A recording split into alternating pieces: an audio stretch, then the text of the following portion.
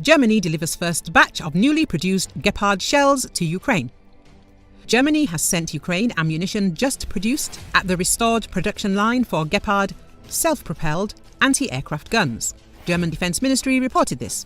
The ministry noted that the construction of a production line for the manufacture of ammunition was successfully completed in an ambitious timeframe, which made it possible to carry out the first delivery of a 5-figure number of shells to Ukraine.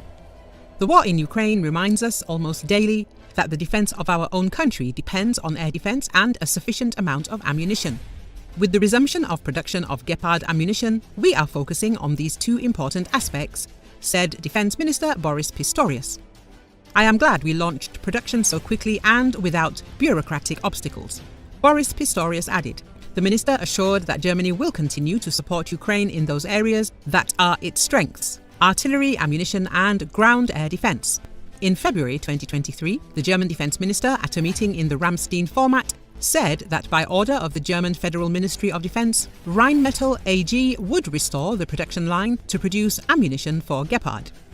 The contract, signed in February with a budget of €168 million, provides for the supply of a total of 300,000 shells. To do this, it was necessary to restart production and find a way to process old ammunition using new means. Despite this challenging process, the first ammunition was delivered to Ukraine almost 7 months after the contract was signed.